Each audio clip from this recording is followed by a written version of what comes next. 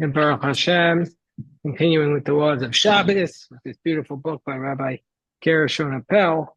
And now we're discussing the idea of, on page 94, benefiting from a malacha. So Rabbi Appel writes, not only is a Jew prohibited from performing a malacha on Shabbos, he also cannot benefit from work done by another Jew.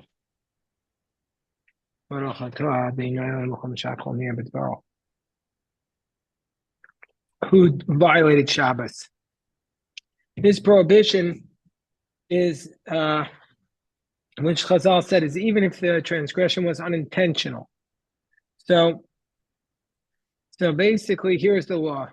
If a Jew knowingly violated malacha from the Torah, for example, if a Jew knowingly cooks on Shabbos, the food will be forbidden to the cook forever. Grab a book. Okay, so anyway, it's a little bit complicated. We'll go on to the next chapter, which is called Rabbinic Enactments, page 96. Noam. Rabbinic if you haven't put on the tefillin, you should put on the tefillin first. Yeah, you put on the tefillin. I'll read it in the meantime as Aryeh comes in now. Rabbinic Enactments. While abstaining from malacha is obviously very important on Shabbos, the biblically prohibited work, which is called malacha, is not the only thing that's prohibited on Shabbos, but the Torah also, the rabbis want to guard the Torah, and so therefore the rabbis adopted safeguards to preserve. Hello, Aryeh. We're studying the laws of Shabbos first. So the rabbis enacted safeguards to preserve the Shabbos. They're generally known as the term for rabbinic prohibition on Shabbos is called a shvus, which comes from the word tishpos, to rest. So these are rabbinic prohibitions, rabbinic decrees to safeguard the Shabbos. The Rambam provides 3 reasons as to why Chazal would prohibit certain activities by rendering them a shvus, meaning to say, why did Chazal prohibit them if the Torah didn't? So the Rambam in his laws of Shabbat gives 3 reasons. One is that this activity looks like a malacha. It looks like biblically prohibited. And so if you do this, you might come to actually do the malacha. For example, pressing olives or grapes is a malacha. And so, because pressing is a tolada of threshing, and since olive and grapes are used for oil and wine when these fruits are pressed and processed. But squeezing pomegranates and mulberries for their juice is not a malacha, because since these fruits are generally intended to be eaten, but it's rabbinically forbidden because it looks like squeezing grapes and olives. That's one. Number 2 is the activity normally involves the activity normally involves or may lead to a malacha. So, for example, the rabbi said you can't buy and sell things on Shabbos because that may lead to the malacha of writing. Or it's rabbinically prohibited to make a loan because that typically involves writing. Now, nowadays, yeah, you write on your phone, I guess. And then the third thing is, the Chazal made other things prohibited on Shabbos because of a verse from Isaiah chapter 58, verse 13, where it says, if you turn away your foot because of Shabbat from pursuing your business on my holy day and shall honor it, not doing your wanted ways, nor pursuing your business, nor speaking thereof. So this means, and this is very important law, which a lot of people don't take seriously, that you should refrain on Shabbos from activities of the week, which are called uvdin dechol. Hello, wow, Shoshana, come on in. We're not expecting that. Here, you want to get a book? Steve, how you doing? Here, but we do a new thing before we study the Chumash and Rashi, which we're going to get to soon. We study the laws of Shabbos, so we're doing that for a few minutes. So basically, hello, Steve, how you feeling? Okay. Baruch Hashem, Baruch Hashem. So the third activity is, we're page 97. Now, we're not supposed to do activities on Shabbos, even though they're not prohibited, but because they're weekday activities. So, for example, therefore on Shabbos, you should not speak of business matters or handle objects that are not for Shabbos, or engage in excessive, strenuous activity, engage in activities that are of a distinctly weekday nature. The purpose of these rabbinic enactments is to keep Shabbat from becoming an ordinary 97. To keep Shabbat from becoming an ordinary weekday, with people occupying themselves with their usual weekday pursuits. Basically, the Shabbos is different. So even if somebody could come up with a way in which using your internet is not a violation of Shabbos, it's certainly a violation of this rabbinic commandment of Uvdin Dechol. I don't know if you noticed, did you see that President Trump called for the entire country to observe Shabbos? The entire country.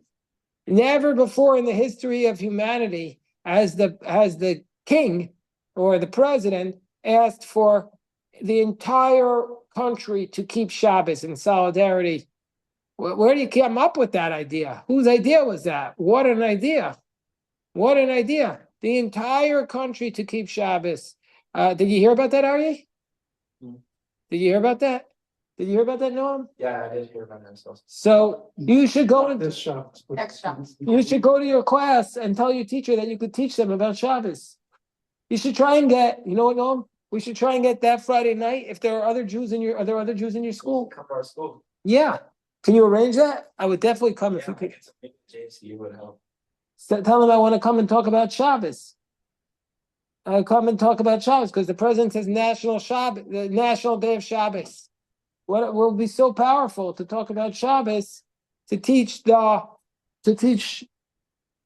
because I mean this is like almost everybody can be cynical about it. Politicians do things, but it's almost messianic that the whole. And every time I speak with somebody who's not Jewish, and I tell them, "Oh, you can't contact me on from Friday till Saturday night," they first think I'm joking, and then I explain to them, and they say, "How do I get that in my life?" That it's as the technology becomes more invasive into our life, the need to shut down our weekday activities becomes even more important. Now, I want to be clear: Shabbos is not about not having screen time. That's not Shabbos, but screen time is an example of how we have to cut out the daily weekday activities from our life. Shabbos is about removing those aspects of life which are not spiritual from our soul, so that we can recharge our soul. Because really, we should be, in an ideal world, have the utopian Shabbos all the time. But that's not ideal because we have to work and create in the world and produce. So once every seventh day, we set aside for Hashem, just purely for Hashem. Okay, Aryeh, you want to continue reading? The character of rabbinic enactments on page 97. Character. Oh, as stated above. Right. As stated above, Chazal's motivation in enacting laws was to protect the laws of the Torah. As a general rule, Chazal did not make laws to protect other rabbinic laws. So people, like a lot of people get concerned, like they say, we don't understand all the rabbis' laws that make fences on fences. But we have to understand that there's laws to it. The rabbis only made decrees to safeguard biblical laws, but not to safeguard other rabbinic laws. That would be a decree upon a decree, which they don't do. He gives an example. Okay, go. Let's skip to the next paragraph. For example, Chazal forbids riding a horse on Shabbos for fear that the rider might detach a branch from a tree and use it as a whip. Of course, a reasonable person may be inclined to argue that people do not make whips from detached shrubbery in our day of age. Similarly, Chazal placed limitations on the use of medicines on Shabbos for fear that someone may grind plants into medicine on Shabbos. Here too, it's extremely unlikely that taking an aspirin in our day and age will lead to grinding plants. However, we are mindful that of both gezeros. The reason is that a gezerah, once accepted by the Jewish people, becomes Right, so that once the rabbis made a decree, the decree generally speaking holds. It's not always the case. So therefore, that's why you can't ride a horse on Shabbat. The Gemara actually gave other reasons for it. Yeah. Some kinds of Jews that only keep biblical laws. So there are Jews who don't accept, I mean, they're not really Jews anymore. There was a period of time where they were Jews, like Karaites, and who they don't accept rabbinic interpretation of the text of the Torah, of the rabbinic. They don't accept rabbinic authority. So, and there was a group of people. That's one of the theories about why Jews eat cholent on Shabbos, because the Karaites wouldn't eat any food that was hot, even if it was heated up from before Shabbos. So, in order to prove that you can have light in your homes on Shabbos, that we light the Shabbos candles, keep them lit to illuminate our home, because it says in the Torah, you're not allowed to have a fire in your home. So we understand that means you can't make a fire. But the Karaites said it means you can't have any fire in your home on Shabbos. So they wouldn't light the Shabbos candles. So we light the Shabbos candles to prove they're not correct. That you can have a fire, you just can't make a fire. And they would eat only cold food and sit in the dark. So we eat warm food specifically on Shabbos to prove that they're wrong, because they didn't accept the rabbinic interpretation of the Torah. They don't accept it. But if you go to there was once a man who was a Karaite who came to me and he wanted to convert. He said he was raised as a Karaite. But really, in Jerusalem, in the old city of Jerusalem, there's a Karaite synagogue, but it's never open. There's like 2 Karaites left there, and they're fighting with each other, which is not surprising. Karaites not considered Jewish? I mean, now they're no longer considered halachically Jewish because there's so few of them. But in those days, I mean, there was a period of time where they were connected and they just started going in different directions. So like today we have different denominations, so there were different sects of Jews. You go for the Shmer matzah. Interesting. It's better, in my opinion. Then what? No matzah or... Oh, I'm saying they don't like even cake or... Oh. You like Shmer I like... matzah. The whole year. Yep. Such a holy Jew. I do too, but once I run out of this year's. Yeah. That's it till next year. Next year, we're going to go to Romania to bake the matzah, God willing, because there's a matzah factory there run by orphans, and we want to support them. So we're going to my dream is to go to Romania to bake matzah for a few days, to go with the group. We'll bake matzah, and then we'll distribute it widely. Okay. We're on page 98. Read the top paragraph. Another example is a rabbinic law forbidding use of a tree on Shabbat. Chazal forbade climbing a tree primarily for the fear that a person might pick fruit in violation of the malacha of kotzer. Kotzer means harvesting. So the rabbi said you can't climb a tree because if you climb a tree, then you might harvest. However, not only are you not allowed to climb it, but you can't use the tree at all. You can't hang a hammock on it.